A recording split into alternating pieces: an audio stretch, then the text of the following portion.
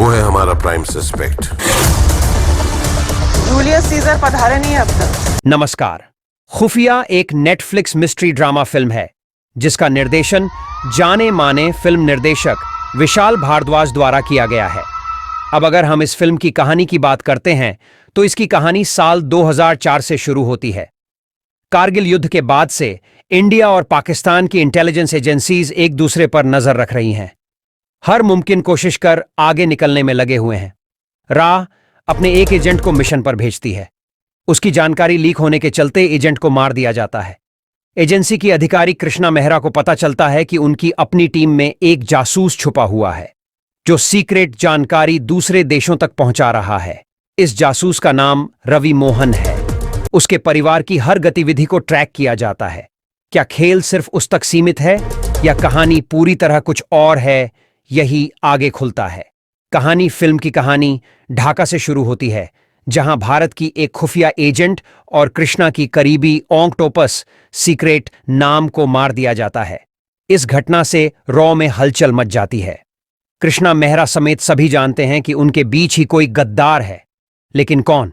सभी का अंदेशा रवि मोहन अली फजल की ओर जाता है। लिहाजा रवि और रवि के परिवार पर कुछ वक्त नजर रखा जाता है और आखिर सबका शक सही साबित होता है। रवि ही देश की सारे खुफिया जानकारी दूसरे मुल्क को बेचता है। लेकिन क्यों? इस सवाल का जवाब काफी दिलचस्प है।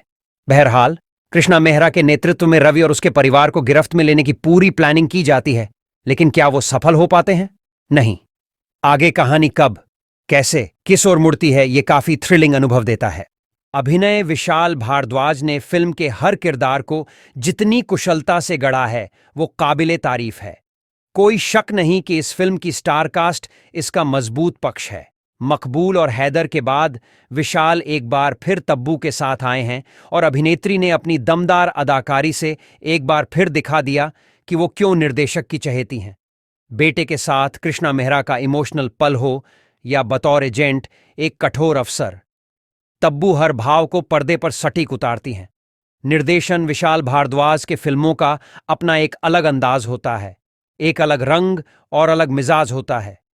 खुफिया भी उससे अछूती नहीं है। बहरहाल खुफिया में किरदारों को जिस तरह से घड़ा गया है या जिस तरह से उन्हें सामने लाया जाता है वो काफी प्रभावी है। लेकिन सस्पेंस की बात करें तो कहानी टिकटेबल लगती है, खासकर सेकंड हाफ में। खुफिया एजेंट्स किस तरह काम करते हैं यह काफी गंभीरता के साथ दिखाया गया है, लेकिन कहानी में कुछ ट्विस्ट ना होने की कमी खलती है। फिल्म का संगीत बेहतरीन है, जिसे खुद विशाल भारद्वाज ने कंपोज किया है। इसके गानों की अलग से तारीफ होनी चाहिए। ब्लैक ट्रांसपेरेंट टॉप पहन बुरी तरह ट्रोल हुई प्रियंका की माम मधु लाल ब्रा दिखने पर लोगों ने लताड़ भी लगाई है। विशाल भारद्वाज ने एक जगह डायलॉग लिखा है, जब तक ये दुनिया देश और धर्म में बंटी है तब तक ये खून खराबा होता रहेगा और इसके जिम्मेदार हम सब होंगे।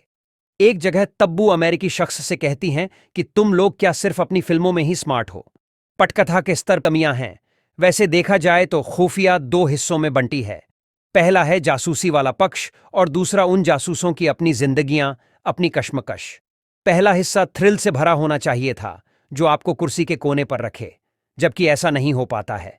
फिल्म की इस भाग दौड़ से इतर उसका सबसे रोचक हिस्सा है आम जिंदगी।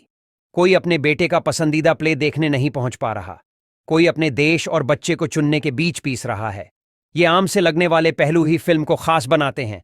फिल्म अपनी महिलाओं को सेंसिबल ढंग से ट्रीट करती है।